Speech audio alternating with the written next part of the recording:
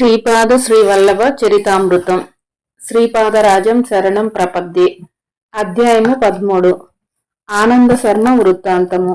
నేను సుబ్బయ్య శ్రేష్ఠి నుండి అనుమతి తీసుకొని కురువపురం దిశగా ప్రయాణము సాగించి తిని రాత్రి సమయమున ఒక గ్రామమునకు చేరుకొంటిని.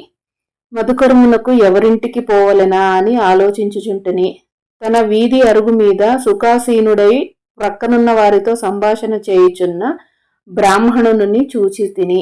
అతని కన్నులు తేజస్వంతములై ఉండెను. కనుల నిండా కరుణారసము చిప్పిల్లుచుండెను. అతడు నన్ను సాదరముగా లోనికి ఆహ్వానించి భోజనమిడెను. భోజనానంతరము అతడు ఇట్లు చెప్ప ఆరంభించెను. నాయన, నన్ను ఆనంద శర్మ అని అందురు. నేను గాయత్రి మంత్రమును అనుష్ఠించుచుందును. గాయత్రి మాత కొద్దిసేపటి ముందు నా అంతర్నేత్రముకు గోచరించి, దత్తభక్తుడొకడు వచ్చుచున్నాడు, అతనికి కడుపార భోజనమిడుము, దత్తప్రభువు దర్శించినంత పుణ్యము నీకు లభించును అని చెప్పినది. ఆమె చెప్పిన ప్రకారమే జరిగినది. కడుంగడు సంతోషము. అంతటా నేనిట్లాంటిని, అయ్యా, నేను దత్తభక్తుడనే. దత్తప్రభువుల వారు ప్రస్తుతము భూలోకములో శ్రీపాద శ్రీవల్లభ నామరూపంలో వ్యవహరించుచున్నారని విని వారి దర్శనార్థము కురువపురమునకు పోవుచుంటిని. నా పేరు శంకరభట్టు. నేను కర్ణాటక బ్రాహ్మణుడను. కణ్వ మహర్షి ఆశ్రమ వివరణ. నా మాటలను విని ఆనంద శర్మ నవ్వుకొనెను. అయ్యా, మా నాయన నాకు ఉపనయనము చేయు సమయమున మా ఇంటికి అవధూత ఒకరు వచ్చిరి. మా ఇంటివారు అతనికి సకల పరిచర్యలు చేసిరి. అతడు గాయత్రి మంత్రానుష్ఠానమునకు సంబంధించిన అనేక విషయములను తెలియజేసెను. బృహత్శిలాన్ కోన పెంచుల కోనలో గల నరసింహదేవుని దర్శించమని ఆదేశించెను. మా నాయన నన్ను పెంచుల కోనకు తీసుకొని పోయెను. అచట నృసింహదేవుని దర్శనానంతరము తలవని తలంపుగా మా నాయన ధ్యానస్థుడయ్యెను. ఆ ధ్యానము రేయింబవలు సాగెను. నాకు భయము వేసినది, ఆకలి వేసినది. ఎవరో అగంతుడు నాకు భోజనమిడెను. నన్ను తీసుకొని దుర్గములైన అడవిదారి వెంట కొండ గుహలోనికి తీసుకుని పోయెను. తరువాత అతడు అంతర్హుతుడయ్యెను. ఆ గుహలో ఒకానొక వృద్ధ తపస్విని చూసి తిని. అతని కన్నులు ప్రచండ అగ్నిగోళము వలె ఉండెను. అతడు 101 మంది ఋషులచే సేవించబడుచుండెను.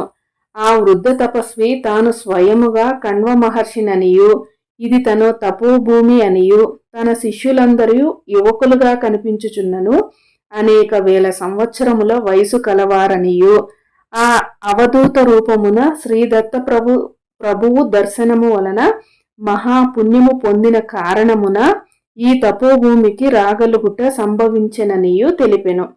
నాకు సంభ్రమాశ్చర్యములు కలిగి నోటమాట రాదాయే. శరీరము వణుకుచుండెను. అంతటా కణ్వయోగీంద్రులు ఇట్లనిరి, ప్రస్తుతము దత్తప్రభువు పీఠికాపురమున శ్రీపాద శ్రీవల్లభ రూపమున ఉన్నారు. మమ్ములను దయతో కనిపెట్టి చూడవలసినదని ప్రభువుకి మా విన్నపముగా తెలియజేయము. నీకు శీఘ్రముగా శ్రీపాద శ్రీవల్లభ పాదుకా దర్శనము కలుగుగాక అని ఆశీర్వదించి నా శిరస్సుపై తమ దివ్యహస్తము ఉంచిరి. నేను క్షణకాలంలో మా నాయన వద్ద ఉంటిని. మా నాయన ప్రకృతి స్థితుడైన తదుపరి మేమిరువురుము మా స్వగ్రామమునకు విచ్చేసితిమి. నాకు కణ్వ మహర్షి ఆశ్రమములో కలిగిన అనుభవమును, దత్తప్రభువు యొక్క అవతారము పీఠికాపురములో ఉన్నదనే విషయము మా నాయనకు కూడా తెలియపరచలేదు. రాజమహేంద్రవరము దగ్గర పట్టసాల పుణ్యక్షేత్రము. కాలము గడుచుచుండెను. కణ్వ మహర్షి ఆశీర్వాద ప్రభావం వలన నాకు ధ్యానములో తరచూ పాదుకా దర్శనము అగుచుండెను. ఒక పర్యాయము మా ఇంటికి కొందరు బంధువులు వచ్చిరి. వారికి పుణ్యనదుల యందు స్నానమాచరించి పుణ్యక్షేత్రములు సందర్శింప అభిలాష కలిగెను. వారు మా నాయనను కూడా తమతో రమ్మనిరి. అప్పటికి నా వయసు 10 సంవత్సరములు. మా నాయనకు నా యందు ప్రీతి మెండు. తనతో నన్ను కూడా రమ్మనెను. నేను వల్లే అంటిని. రాజమహేంద్రవరము గోదావరి నది ఒడ్డున కల పట్టణము, మహాపుణ్యక్షేత్రము. రాజమహేంద్రవరమునకు ఉత్తర దిశలో నుండి కొండల మీద ఋషులు కొందరు తపస్సు చేసుకునివారు. తూర్పు దిశలో నుండిన కొండల మీద మరికొందరు ఋషులు తపస్సు చేసుకునివారు. రాజమహేంద్రవరమునకు అనతి దూరములో ఉన్న పట్టసాల పుణ్యక్షేత్రము గోదావరి నది మధ్యస్థమై ఉన్నది. శివరాత్రి ఈ ఋషులలో కొంతమంది పట్టసాల చాలములోను మరికొంతమంది ఋషులు మహేంద్రవరమునందలి కోటిలింగ క్షేత్రమునందు వేద స్వస్తి చెప్పువారు. ఈ ఋషీశ్వరులు పరస్పరము మధ్య మార్గముగా తూర్పు నుండి వచ్చువారు, పశ్చిమము నుండి వచ్చువారు, ఉత్తరము నుండి వచ్చువారు, దక్షిణము నుండి వచ్చువారు ఎదురుపల్లె అను గ్రామమున కలుసుకునివారు. ఈ ఎదురుపల్లి గ్రామమునకు అత్యంత సమీపమై ఉన్న మునికూడలి గ్రామమున విశ్రమించి పరస్పరము చర్చలు చేసుకునివారు. నా అదృష్టవశమున మా నాయనతో కలిసి నేను మునికూడలి గ్రామమును దర్శించగలిగితిని. ఇది అంతయు శ్రీ దత్త ప్రభువుల లీల. కలియుగంలో శ్రీ దత్తాత్రేయుల వారి ప్రథమ అవతరణ శ్రీపాద శ్రీవల్లభులు. అత్యంత గహనములైన వేదాంత విషయములు, యోగశాస్త్ర రహస్యములు, జ్యోతిష్శాస్త్ర విషయములు చర్చకు వచ్చినవి. ఈ చర్చలలో పాల్గొన్న మహామునులందరూ ముక్తకంఠముతో శ్రీ దత్తప్రభువుల వారు శ్రీపాద శ్రీవల్లభ నామమున పీఠికాపురములో అవతరించి ఉన్నారనియు, కలియుగంలో వారిది ప్రప్రథమ సంపూర్ణ దత్తావతారమని చెప్పిరి. భౌతికముగా వారి దర్శనము పొందుటకు వీలు లేని వారు ధ్యాన ప్రక్రియ వలన తమ తమ హృదయములలోనే దర్శించగలరనియు, ఈ అవతారము అత్యంత శాంతిమయ కరుణారస పరిపూర్ణము అనియు చెప్పిరి. అంతటా మా నాయన నన్ను పీఠికాపురమునకు తీసుకుని వెళ్ళినారు. మాతో వచ్చిన పండిత బృందము పాదగయ తీర్థమునందు స్నానమాచరించి కుకుటేశ్వర దేవాలయమునందలి వివిధ దేవతలను దర్శించి అర్చించి అచటి నుండి వేద స్వస్తి చెప్పుచు శ్రీ బాపనార్యుల వారింటికి బయలుదేరిరి. శ్రీ బాపనార్యుల వారు శ్రీ అప్పలరాజ శర్మ గారు తమ పండిత బృందముతో వేద స్వస్తి చెప్పుచు మమ్ములను కలుసుకునిరి. అది ఎంతో మనోహరమైన దృశ్యము. అటువంటి దివ్య భవ్య దృశ్యములను చూచుటకు పూర్వజన్మలోని సుకృత విశేషమున గాని పొందలేని విషయము. శ్రీపాదుల వారి దివ్య మంగళ స్వరూప వర్ణన. మాకు అందరుకును శ్రీ బాపనార్యుల ఇంట విందు భోజనము ఏర్పాటు చేయబడినవి. అప్పటికి శ్రీపాద శ్రీ వల్లభుల వారి వయసు 5 సంవత్సరములు మించలేదు. పాలుగారు పసి వయసునందున్న ఆ దివ్య శిశువు అత్యంత తేజోవంతుడు, వర్చస్వి, బహురూపసి, ఆజానుబాహుడు. వారి నేత్రద్వయము నుండి అనంతమైన ప్రేమ కరుణ మహాప్రవాహముగా బయలువడుచుండెను. నేను వారి శ్రీపాదములను స్పృశించగా వారు తమ అభయహస్తమును నా తలపై ఉంచిరి. జన్మాంతరముల యందును నా అనుగ్రహము నీపై ఉండును.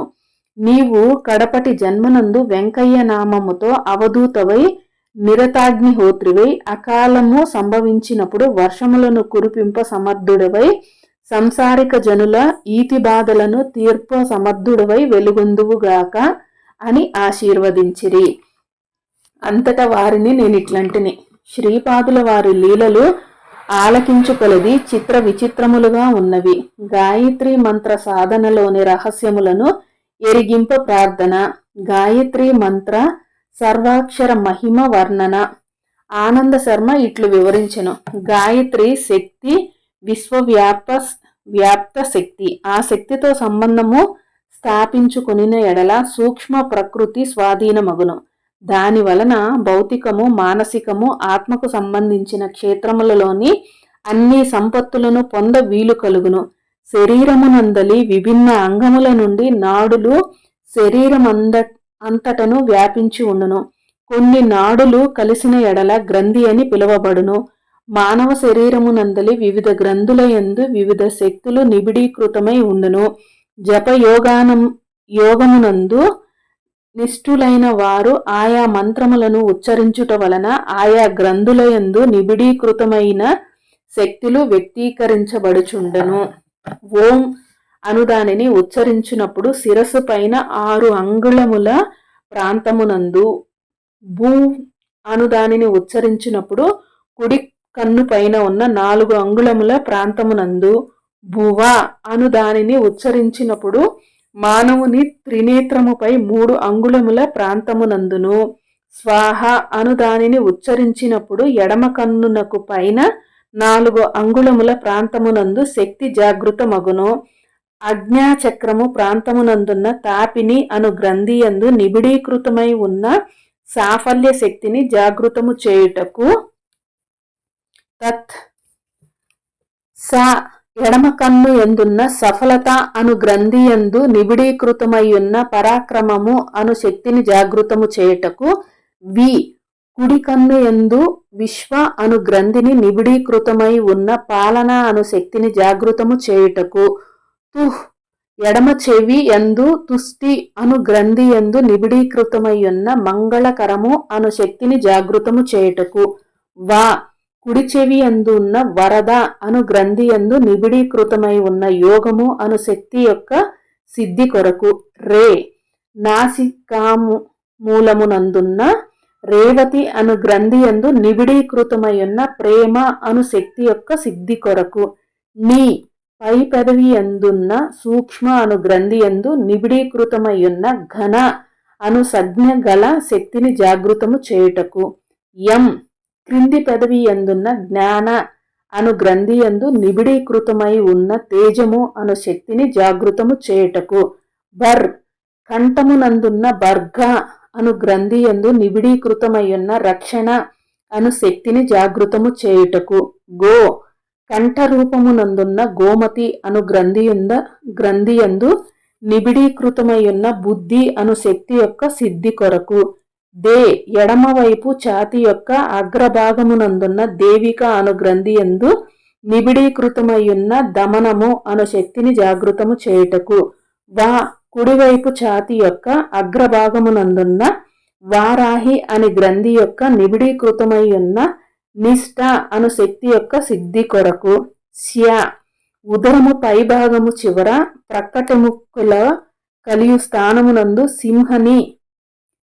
సింహిని అను గ్రంథి యందు నిబిడీకృతమై ఉన్న ధారాణ అను శక్తిని జాగృతము చేయుటకు ధీ కాలేయమునందు ధ్యాన అను గ్రంథి యందు నిబిడీకృతమై ఉన్న ప్రాణ అను శక్తిని జాగృతము చేయుటకు మా ప్లీహమునందు మర్యాద అను గ్రంథి యందు నిబిడీకృతమై ఉన్న సంయమ అను శక్తిని జాగృతము చేయుటకు హీ నాభి అందున్న స్ఫట అను గ్రంథి యందు నిబిడీకృతమై ఉన్న తపో అను శక్తిని జాగృతము చేయుటకు ది వెనుబాము చివరి భాగమునందున్న మేధ అను గ్రంథి యందు నిబిడీకృతమైన దూరదర్శిత అను గ్రంథిని అను శక్తిని జాగృతము చేయుటకు యో ఎడమ భుజమునందున్న యోగమాయ అను గ్రంథి యందు నిబిడీకృతమై ఉన్న అంతర్హితము అను శక్తిని జాగృతము చేయుటకు యో కుడి భుజము నందున్న యోగిని అను గ్రంథి యందు నిబిడీకృతమై ఉన్న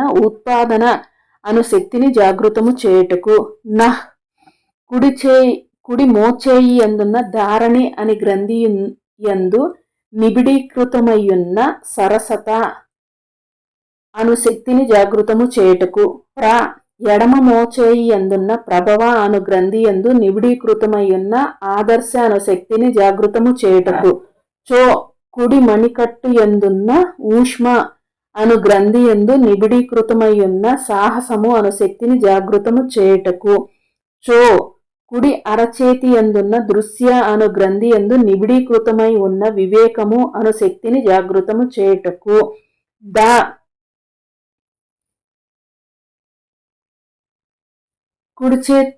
ఎడమ అరచేతి ఎందున్న నిరంజన అను గ్రంథి యందు నిబిడీకృతమై ఉన్న సేవ అను శక్తిని జాగృతము చేయుటకు యాత్ అను వానిని ఉచ్చరింపవలెను. ఈ విధముగా గాయత్రి మంత్రమునందలి 24 అక్షరములకు మన శరీరమునందు వివిధ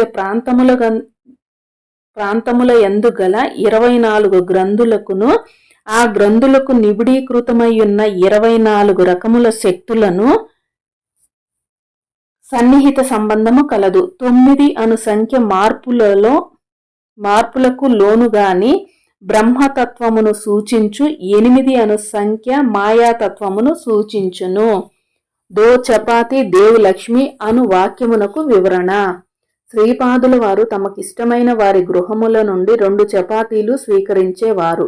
వారు దో చపాతి దేవ్ లక్ష్మి అను పిలుచుటకు బదులు దో చపాతి దేవ్ లక్ష్మి అను పిలుచువారు. దో అనునది 2 సంఖ్యను, చౌ అనునది 4 సంఖ్యను, పతిదేవ్ శబ్దము జగత్ప్రభువైన పరమేశ్వరుని 9 సంఖ్యను సూచింపగా లక్ష్మీ శబ్దము మాయా స్వరూపమైన 8 సంఖ్యను సూచించుచున్నది. అందువలన 2, 4, 9, 8 అను సంఖ్య ఒక వింత సంఖ్య అయి ఉన్నది. తను గాయత్రి స్వరూపమనియు పరమాత్మననియు పరాశక్తిననియు కూడా తానేననియు సూచించుటకు ఈ సంఖ్యను శ్రీపాదుల వారు ఈ విధముగా అన్వయించిరి. అంతటా నేనిట్లంటిని, అయ్యా, గాయత్రి మంత్రంలోని 24 అక్షరాల గురించి మీరు చెప్పినది కొంత అవగతమైనది. అయితే 9 అను సంఖ్య పరమాత్మ స్వరూపమంట్రి, 8 అనున్నది మాయా స్వరూపమంటిరి. ఇది నాకంతగా అవగతము కాలేదు. నవమ సంఖ్య వివరణ.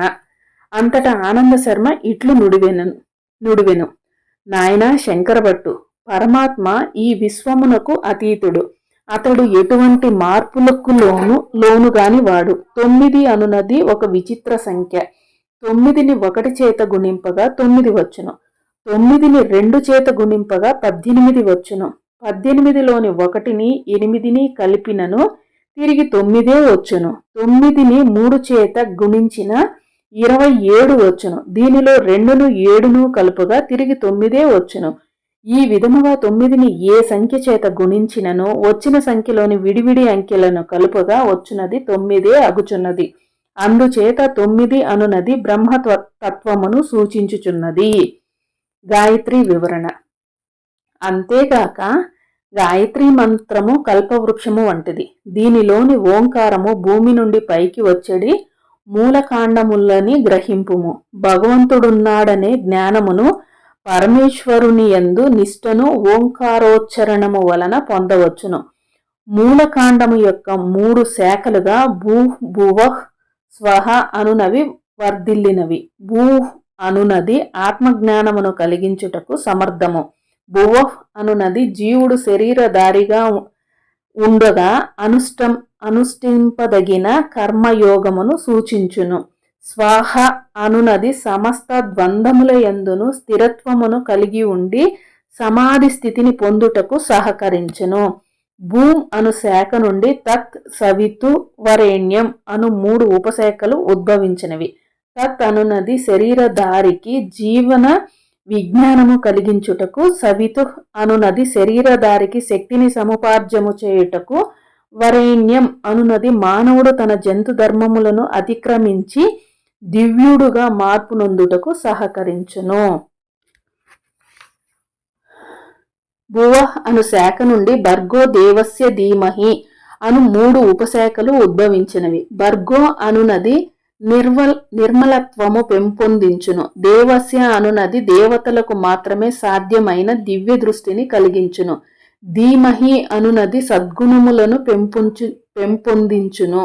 స్వాహ అను శాఖ నుండి ధియో యోనః ప్రచోదయాత్ అను 3 ఉపశాఖలు ఉద్భవించినవి. ధియో అనునది వివేకమును, యోనః అనునది సంయమనము, ప్రచోదయాత్ అనునది సేవాభావమును సమస్త జీవరాశుల యందు పెంపొందించుటకు సహకరించును.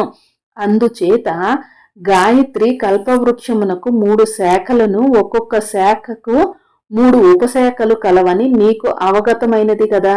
అందుచేత 2, 4, 9 అనున్నది శ్రీపాదుల వారిని సూచించే సంఖ్య. దానిలో 9 అను దానిని గురించి నీకు వివరించి తిని. అష్టమ సంఖ్య వివరణ. 8 అను సంఖ్య మాయాస్వరూపము. ఇదియే అనఘామాత తత్వము. 8ని 1 గుణించగా 8 వచ్చును.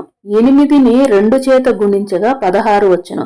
దీనిలోని 1ని 6ను కలిపిన 7 వచ్చును. ఇది 8 కంటే తక్కువ. 8ని 3 చేత గుణించిన 24 వచ్చును. దీనిలోని 2ను 4ను కలిపిన 6 వచ్చును. ఇది 7 కంటే తక్కువ. ఈ రకముగా సృష్టిలోని సమస్త జీవరాశులలోని శక్తులను హరింపజేయు తత్వము జగన్మాత యందు కలదు. ఎవడు ఎంత గొప్పగా వాడైనాను వానిని తక్కువగా చేసి చూపగల శక్తి మాయాస్వరూపమునకున్నది. శ్రీపాద శ్రీ వల్లభులు గాయత్రీమాత స్వరూపము వారు అనగాదేవి సమేత శ్రీదత్తులు. వారిని మనోవాక్కాయ కర్మలచే ఆరాధించు వారికి సమస్త అభీష్టములు సిద్ధించును. గాయత్రి మాతయందు ప్రాతకాలమున హంసరూఢి అయిన బ్రహ్మీశక్తి, మధ్యాహ్న కాలమునందు గరుడారూఢ అయిన వైష్ణవీ శక్తి, సాయం సమయమునందు వృషభారూఢ అయిన శాంభవీ శక్తి ఉండును.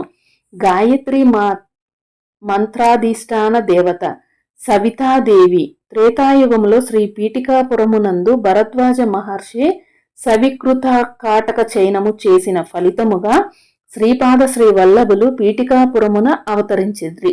సవితాదేవి ప్రాతకాలమునందు ఋగ్వేద రూపముగా ఉండును. మధ్యాహ్న కాలమందు యజుర్వేద రూపముగా ఉండును. సాయంకాలమునందు సామవేద రూపముగా ఉండును. రాత్రికాలమందు అధర్వణ వేద రూపముగా ఉండును. మనకు కంటికి కనిపించు సూర్యుడు కేవలం ఒక ప్రతీక మాత్రమే. యోగులు మహోన్నత స్థితిని పొందినప్పుడు త్రికోణకారముగా జాజ్వల మాన్యముగా ప్రకాశించు బ్రహ్మయోనిని దర్శింపగలరు. దీని నుండే కోటాను కోట్ల బ్రహ్మాండములు ప్రతి క్షణము ఉద్భవించుచుండెను. ప్రతి క్షణమునందు సంరక్షింపబడుచుండును. ప్రతి క్షణమునందు విధ్వంసము కావింపబడుచుండెను. ఈ విధముగా ప్రతి క్షణమునందు సృష్టి స్థితి లయములు కావింపబడుచుండెను.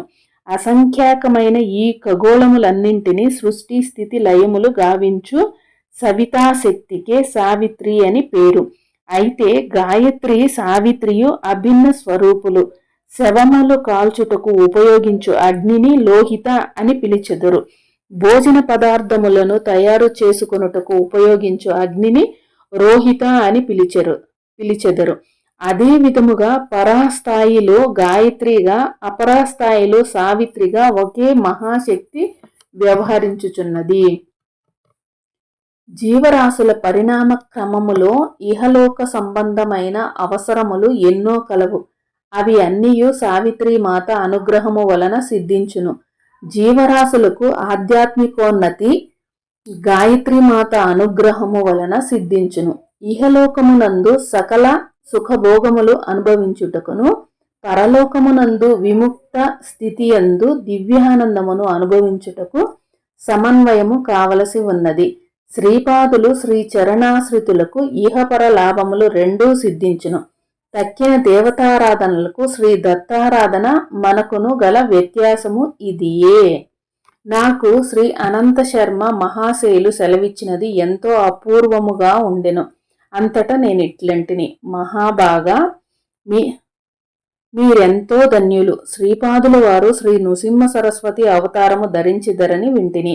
ఆ అవతారములో శ్రీకృష్ణ సరస్వతి అను వారిని గురువులుగా స్వీకరించెదరని వింటిని. ఇది ఏమి విచిత్రము? శ్రీ ఆనంద శర్మ ఇట్లు చెప్పసాగెను. భగవంతుని అవతారము వచ్చున్నదే భక్తుల కొరకు.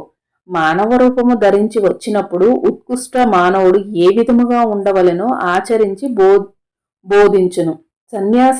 సన్యాస ఆశ్రమము ఉద్ధరింపవలసి ఉన్నది. తను సన్యాసి కావాలనన్నా తను కూడా ఒక గురువు కావలెను. ఆ గురువు బహుయోగ్యుడై ఉండవలెను.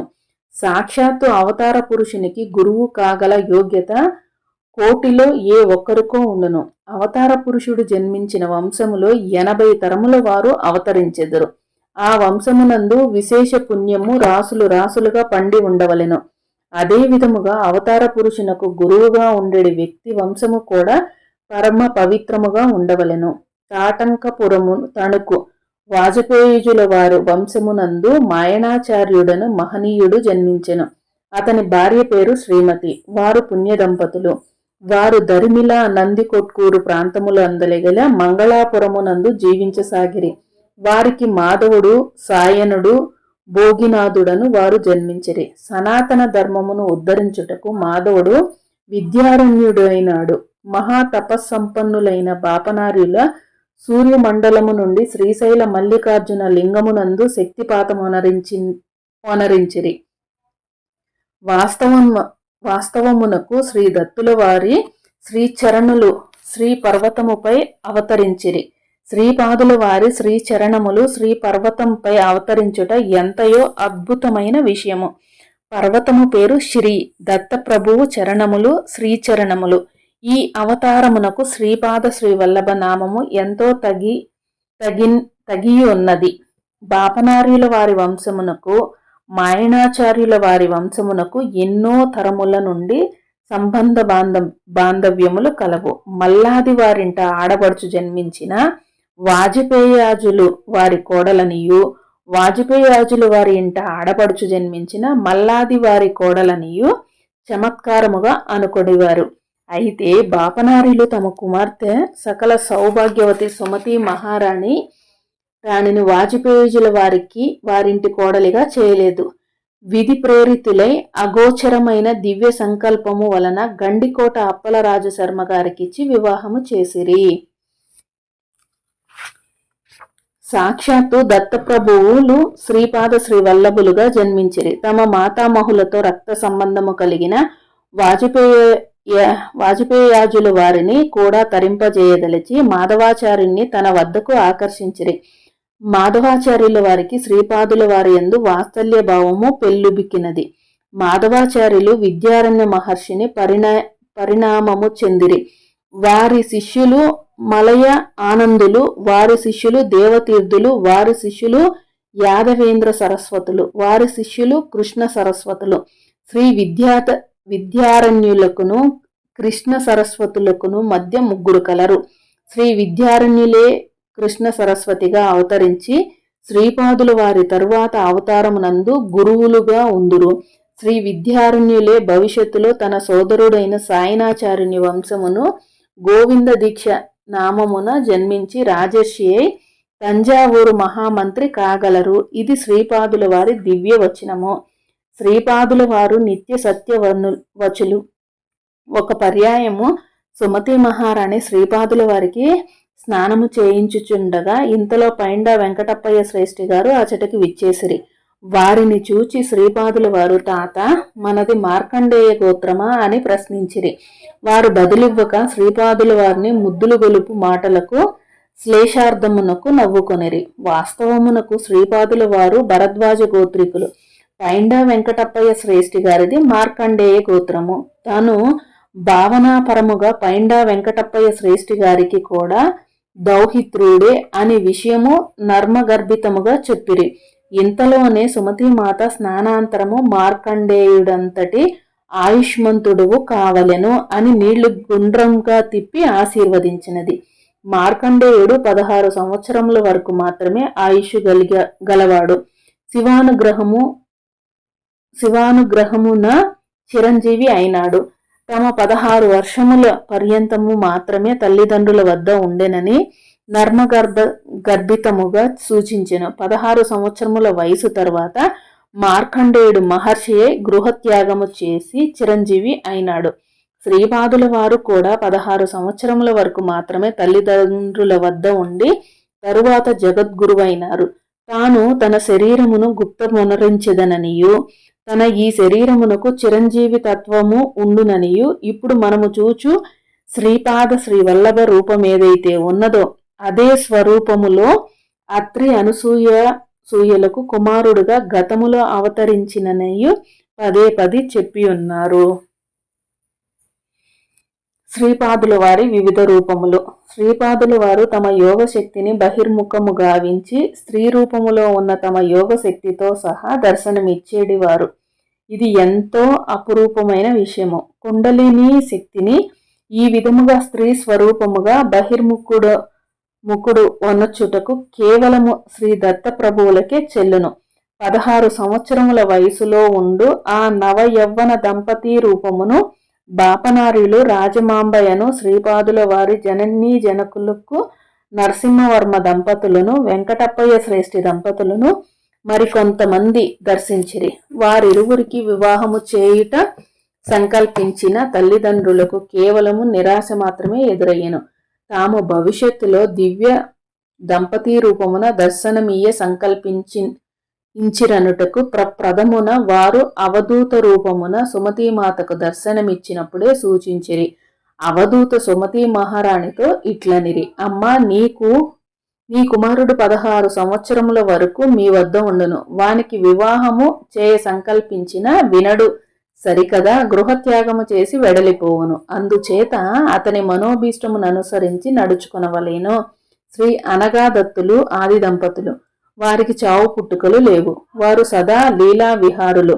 వారు శ్రీపాద శ్రీ వల్లభ రూపమున, శ్రీ నరసింహ సరస్వతి రూపమున, స్వామి సమర్థులు రూపమును అర్ధనారీశ్వరులై ఉందురు. ఇది దైవ రహస్యము. మండలకాల అర్చన మరియు శ్రీపాద శ్రీ వల్లభుల చరితామృత పారాయణ వల్ల కలుగు ఫలము. శ్రీపాదుల వారు గణేష చతుర్దశిన అవతరించుటలో ఒక గొప్ప విశేషమే ఉన్నది. లావుడు శ్రీ గణేశ పుత్రుడు. ఒకానొక కల్పములో ఒకానొక యుగమున అతడే లావద మహర్షి అని పేరుగాంచెను. అతడే శ్రీకృష్ణ అవతార సమయములో నందుడై జన్మించెను.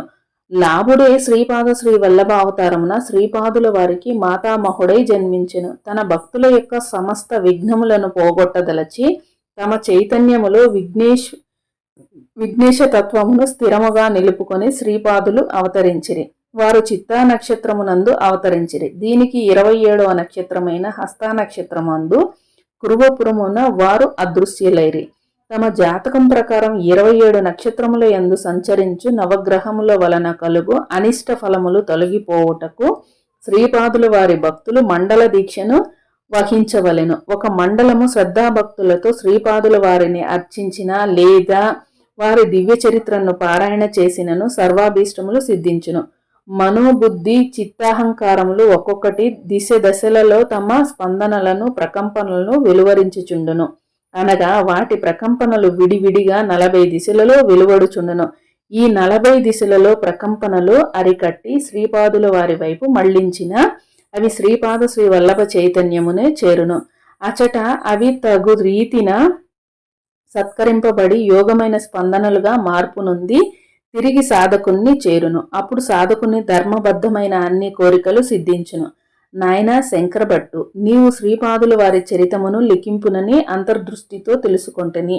లోకములో వ్యవహారములో ఉన్న పారాయణ గ్రంథములలో రచయిత యొక్క వంశావళి, వివిధ స్తోత్రములు వగైరా ఉండును. నీవు వ్రాయు ప్రభు చరిత్రమును నీ వంశావళి వర్ణము అనవసరము.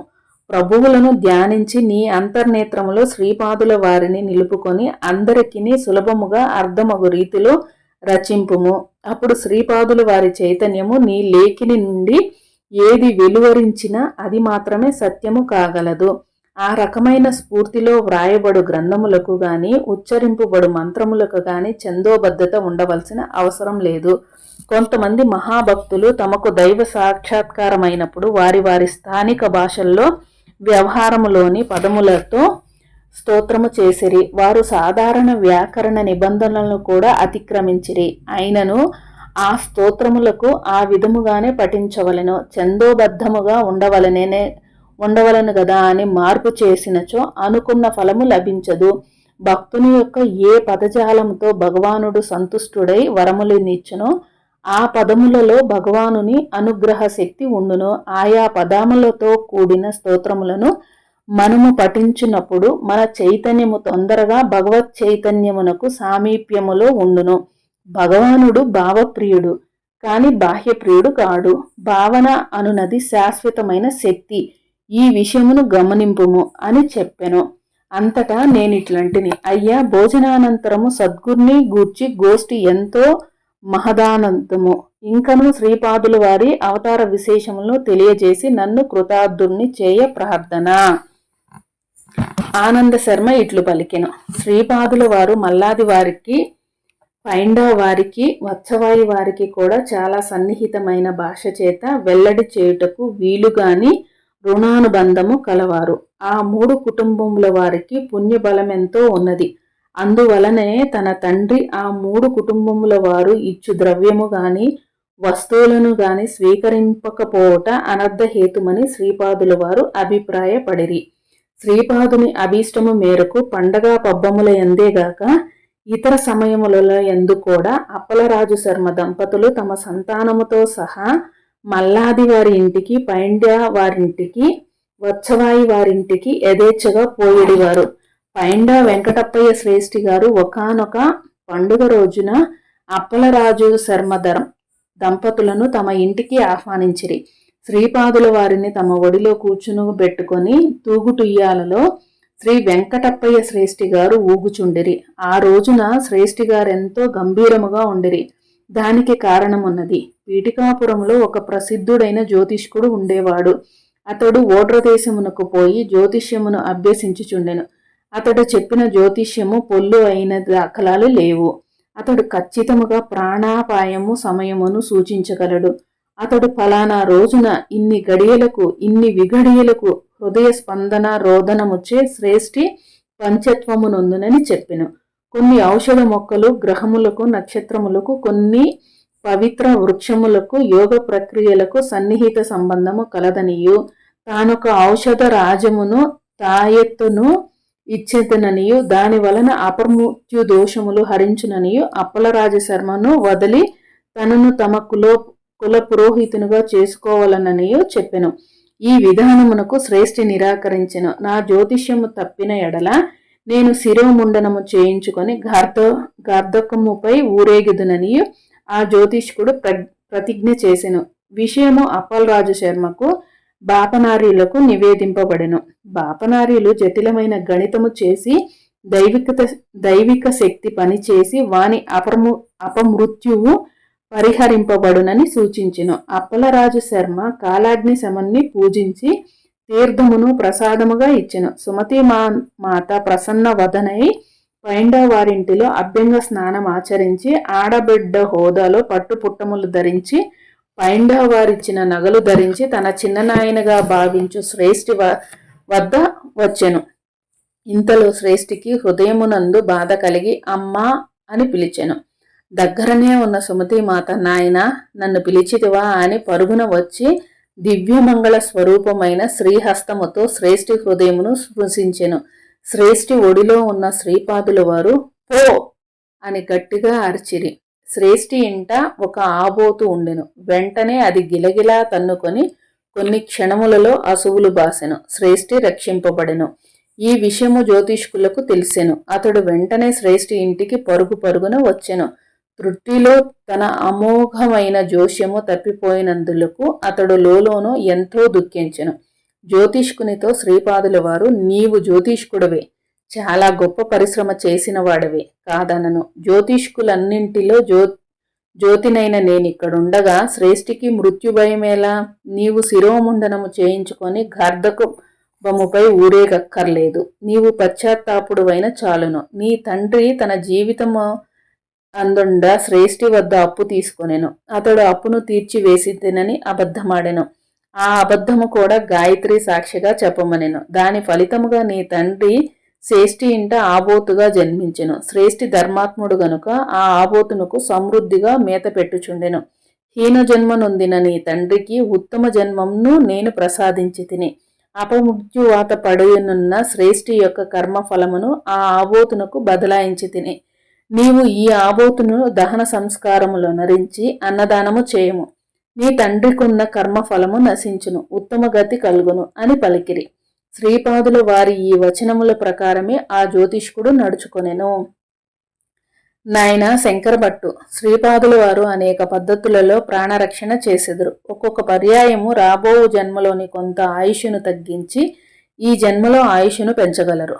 లేదా ఫలితములను బదలాయించి పద్ధతిలో శ్రేష్ఠికి జరిగినట్లు చేయగలరు. శ్రేయోభిలాషి అయిన ఒకని ఆయుష్ నుండి ఆ వ్యక్తి ఆయుష్ పెంచగలరు. అసాధారణ పద్ధతిలో మృత్యువునే శాసించి ఆయుర్దాయము ఇయ్యగలరు. శరీరములో తరుగుదల పెరుగుదల నిలుపుదల చేసి యోగి ప్రాణశక్తిని తమ అదుపులో ఉంచుకొనగలరు. శ్రీపాదులు యోగ సంపూర్ణ అవతారులు. వారికి అసాధ్యమన్నది లేదు. ఉచ్ఛ్వాస నిశ్వాసముల గతిని విచ్ఛేదనం చేయుట వలన ముక్తిని సాధించుట సులభతరము.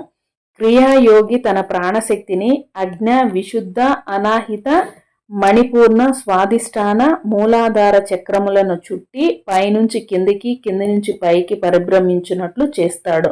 ఒక క్రియకు పట్టే కాలము 1 సంవత్సరంలో జరిగే ప్రకృతి సహజమైన ఆధ్యాత్మిక వికాసమునకు సమానమవుతుంది. నాయన, అహోరాత్రులోని 3వ వంతు సమయములో 1000 క్రియలు జరిగితే కేవలం 3 సంవత్సరాల కాలంలో సహజ ప్రకృతి ద్వారా 10 లక్షల సంవత్సరాలలో వచ్చే పరిణామం వస్తుంది. పురాణాలలో అనేక వేల సంవత్సరాలు తపస్సు చేసిన యోగుల గురించి చెప్పేటప్పుడు ఆ కాలం సహజంగా ప్రకృతికి పట్టే పరిణామ కాలమని అర్థం చేసుకోవాలి.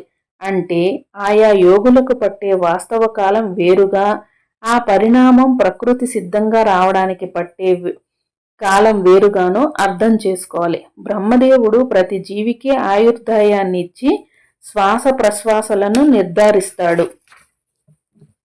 అంతేగాని ఇన్ని సంవత్సరాలుగా నిర్ణయించడు. క్రోధం, ఆవేశం వంటి దుర్లభ క్షణాలు ఉన్నప్పుడు శ్వాస ఎక్కువగా ఖర్చవుతుంది. తద్వారా ఆయుర్దాయం తగ్గుతుంది. మనశ్చాంచల్యం కలిగిన కోతి చాలా ఎక్కువ శ్వాసలు తీసుకుంటుంది. 300 సంవత్సరాలు జీవించగలిగే తాబేలు ఒక నిర్దిష్ట కాలంలో కోతి తీసుకునే శ్వాసలలో 8వ వంతు మాత్రమే తీసుకుంటుంది. ఆనంద శర్మ సద్గోష్ఠి వలన నేనెంతో జ్ఞానవంతుడను అయినాను. ఉదయాన్నే కాలకృత్యాలు తీర్చుకొని ఆనంద శర్మ అనుజ్ఞ తీసుకొని శ్రీపాద శ్రీ వల్లభుల దర్శనార్థం కురువపురం వైపు బయలుదేరి తిని. శ్రీపాద శ్రీ వల్లభులకు జయము జయము.